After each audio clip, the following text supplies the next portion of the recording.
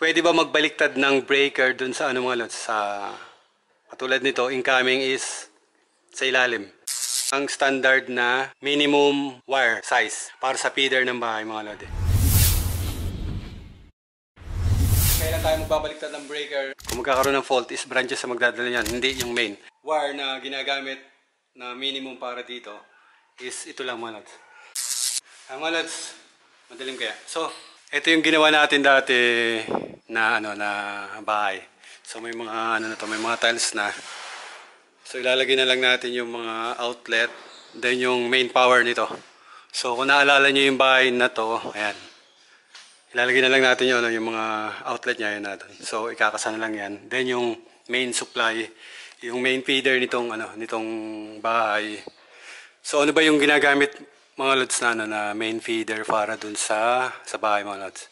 So makita niyo itong wire na to. So ito is number 8 ang feeder line ng nitong bahay, itong kabuuan ng bahay.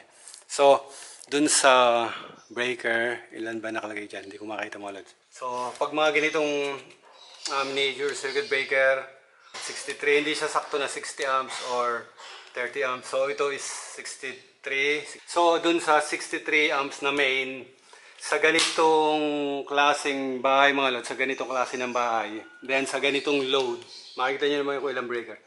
So hindi yan kakain ng 63 amps or 40 amps na load dun sa bahay mga lods, kahit may aircon yan. Hindi yan kakain ng 40 amps. So dun sa wire na nilagay natin, number 8, so ito number 8 is up to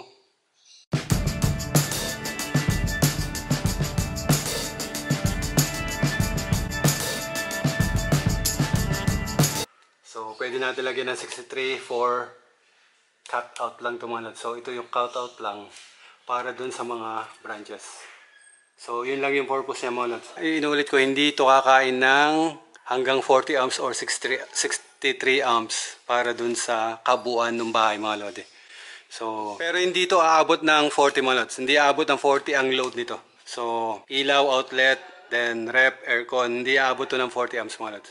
Dun sa standard feeder nung bahay, dito sa sa PEC is number 8 mga lods. Number 8 ang standard na minimum wire size para sa feeder ng bahay mga lods.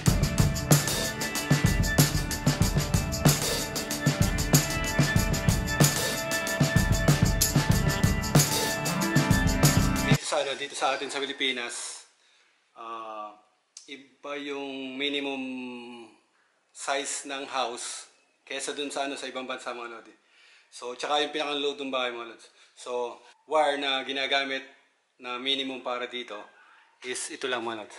So mas tataas yung load nyo dun sa 40 amps, iba yung papagamit na main feeder nyan. Abot siya ng number 6 or 4, depende dun sa load ng bahay mga lods. Pero pag ordinary bahay, hanggang 40, ito ang ginagamit mga lods, number 8. So matik yan, number 8 yung gagamitin na wire mga lodi. So yun yung standard para dun sa ordinary laki ng residential house mga lods. So yun yung ginagamit talaga mga lods. Nasa yan, nasa PEC yan. So ayun mga lodi. So ito, na-wiring na natin yan. May mga wiring na dyan. May para sa ilaw din, para dun sa outlet. Kung meron kayong THHN na wire, is mas mataas ang mas mataas yung capacity ng, kasi mas yung insulation yun, mas maganda insulation. Then dun sa klase ng wire, kung THHN wire yung gagamitin niya. Ay mga lodi, yung branches is sila yung magdadala ng, kung magkakaroon ng fault is branches na magdadala yan, hindi yung main. Ang main is magsisilbing cut out lang yan ng mga branches mga lods. So pang on and off nyo lang yan kung sakali may gagawin dyan or kung anong gagawin nyo dun sa dun sa mga branches. So yan is cut out lang ng mga branches. So pwede ba magbaliktad ng breaker dun sa mga lods? Sa katulad nito, incoming is sa ilalim. So makikita nyo dun sa mga ginagawa ko mga lods, naglalagay ako sa ilalim kasi hindi ako naniniwala na may reversible na breaker mga lods. So walang reversible na breaker. So lahat yan is incoming is sa taas, then outgoing is sa baba.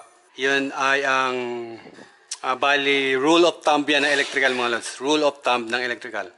Sa manufacturing, kasama yan. So, incoming sa taas, outgoing sa baba. Matic yung mga lods. Matic lahat yan. Kahit sa switch, kahit sa mga outlet, and sa mga ibang devices na may in and out mga lods. So, matic sa taas ang in, ang load or out sa baba mga lods.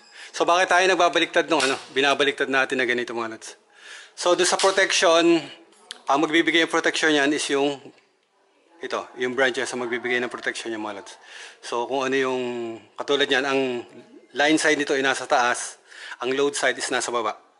So dito sa main mga lods, sa main is sabi ko nga cut out lang tong main na to para dito sa mga branches. So pwede tayo mag on and off para sa branches. Pero yung load niya pag ganitong ordinary residential is hindi yan naabot ng 40 or 63 amps para gamitin niya yung yung capacity ng breaker mga lods. So hindi na niya magagamit 'yon. For cut out na lang yan dun sa branches. So yun yung analyze ko kaya naggaganto ako, nagbabaliktad ako. Pero hindi ako nagbabaliktad kung sabihin natin some breaker lang yan, then dito mo pinasok yung in, then ditong out. So hindi ko gagawin 'yon. Pag isang breaker lang yung gagamitin nyo, in sa taas, out sa baba. So, dapat ganun mga lodi. So, ito, katulad nito is my branches. Branches ang magdadala ng fault dun sa mga load niya mga lods, hindi yung main. So, main is for cut out ng feeder mga lods. So, pag matataas na yung load talaga, kunyari matataas na yung load, is dun kayo mag-a-adjust nung sa main feeder nyo. Especially pag may mga motor mga lods. Kailangan compute yung load dun sa main. Kasi dito sa bahay, minimum to, sinasabi ko, hindi tataas ang load dito ng 40 amps mga lods. Hindi yan tataas ng 40 amps dun sa load capacity ng bahay. Sa ganitong mga breaker mga lods, 1, 2, 3, 4, 5, hanggang 5 na breaker. So hindi yan tataas ng 40 amps. So, ayan mga lods, inuulit ko, nagbabaliktad tayo ng incoming para doon sa breaker is para lang doon sa main mga lods. Hindi tayo magbabaliktad yan doon sa mga branches. Kasi may nakikita ako mga lods na dito ang in, then na dito yung bus bar sa ilalim mga lods. Then dito sila nag-low load ng mga kung ano yung load nila ng mga ilaw o outlet. So dito sila nag-low load sa taas. So mali yung mga lods, mali yun.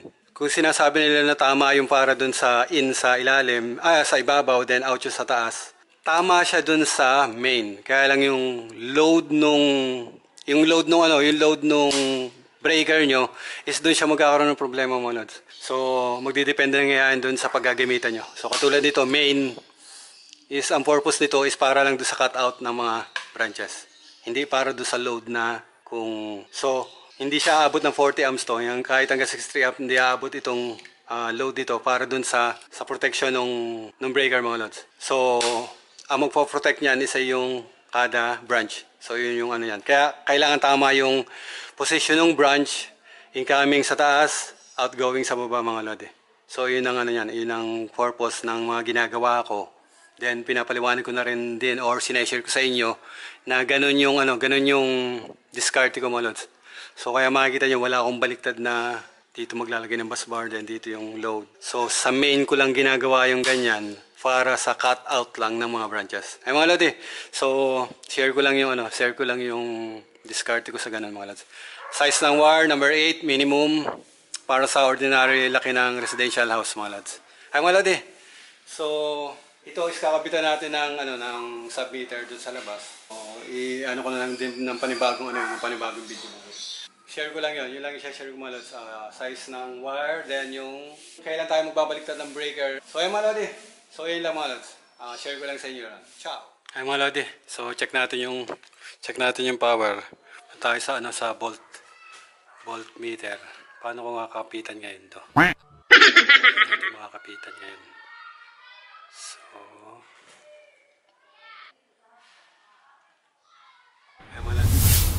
volt niya, 233.5. So may power na tayo dito. So yan